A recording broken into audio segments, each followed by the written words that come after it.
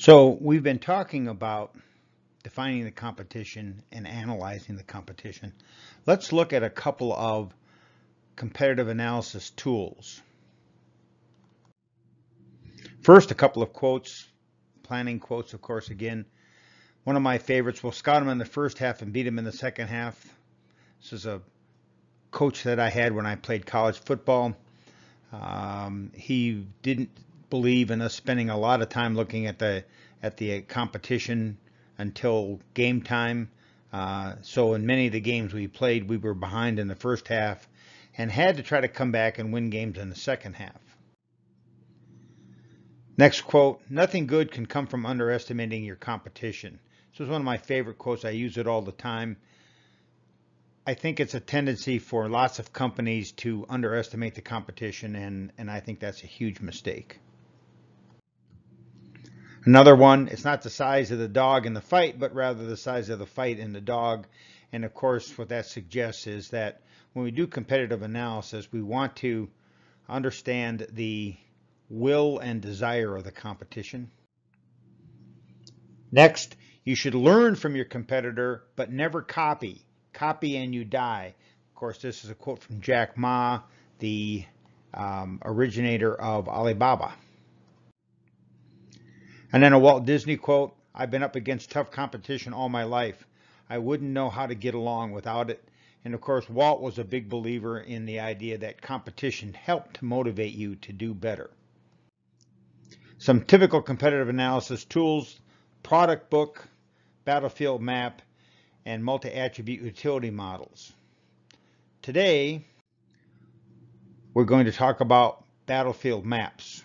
These are great for analysis in markets with many submarkets. Example of this might be the automobile market, or the beer market, or the coffee market, or the soft drink market.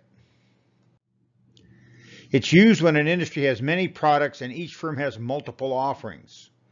So the layout of the battlefield map is submarkets by competitors.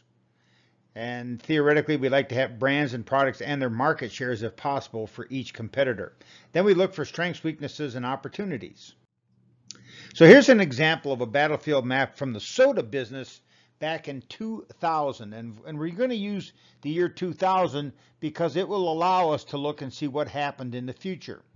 Here we have Coke, Pepsi, Cadbury Schweppes as the three major competitors in the soda market in the year 2000. Coca-Cola, of course, has the Coke products. It has Mr. Pibb in the pepper segment.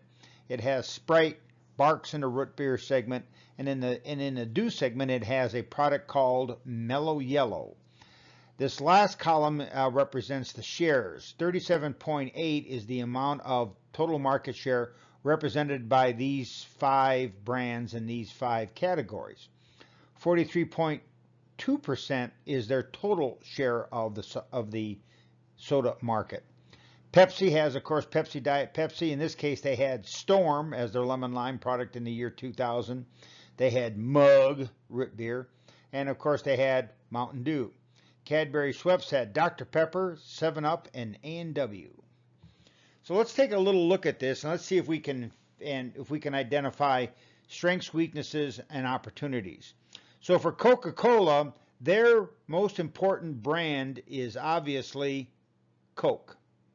They're the market leaders in Coke in the cola segment and Diet Coke in the Diet Cola segment.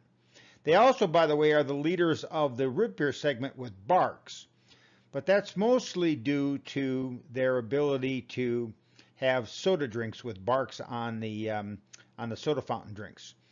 In the lemon lime market, they have Sprite, and they're now the leader with Sprite.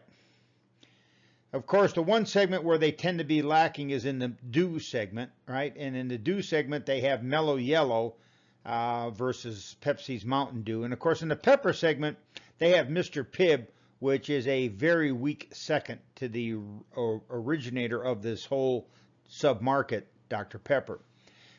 So what's Pepsi's strength? Well, you have to look at this and be a little bit careful when you make this analysis, because Pepsi's #1 brand is Pepsi.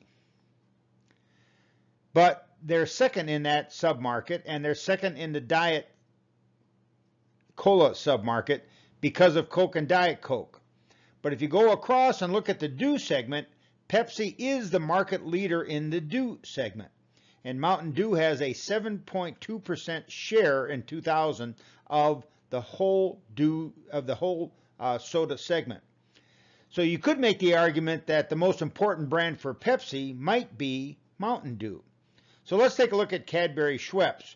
Well, Cadbury Schweppes is the leader in the pepper segment with, of course, Dr. Pepper.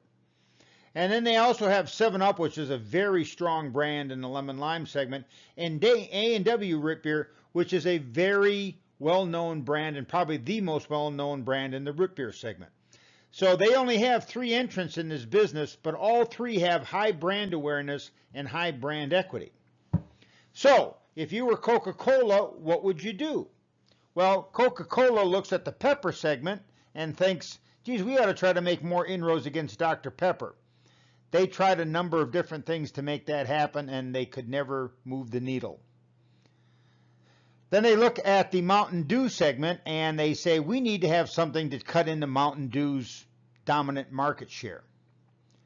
They, of course, used Mellow Yellow in 2000. They switched from Mellow Yellow to another brand in the early 1990s, and that brand was called Surge. And of course, the idea was that brand was positioned as a fully loaded citrus soda.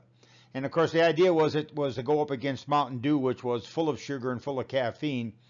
If you're going up against if you're going up against a brand that has high sugar and high caffeine, perhaps Mellow Yellow is not the best name. So what would Pepsi do? Well, Pepsi has no entrance in the pepper business. They tried a couple of Pepsi tried a couple of pepper products. One was called Dr. Slice, but they never had any luck. And they finally came to the conclusion if Coca-Cola couldn't make a big entrance into this market, they probably wouldn't be able to either. The other market where they're extremely weak is the lemon lime market. And so Pepsi originally had Slice in this market, and in around 1998, 1999, they added the product Storm. They had absolutely no success with this. So in the mid-2000s, in the early 2000s, they decided to take another run at the lemon lime market. After all, Sprite was the leader in this market. 7-Up had another big chunk of the market, and they were a very, very distant third. So they looked around and they decided that what they really needed was a name change. And they eventually came up with, of course, Sierra Mist. Now, Sierra Mist is actually a play on Mountain Dew. And so the name was sort of a joke in the Pepsi organization of how they came up with Sierra Mist. So if you're Cadbury Schweppes, what do? Well, the 2 largest submarkets are colas and diet colas. Together they have 48% of the whole market. That is, virtually half of the soda business is in colas, and Cadbury Schweppes doesn't have an alternative in the soda business. So what might they do? Well, of course, one option that they have is to buy RC Cola or develop their own colas. Cadbury Schweppes looked and looked and looked at this and decided that they couldn't make inroads into this, and they preferred to have strong brands.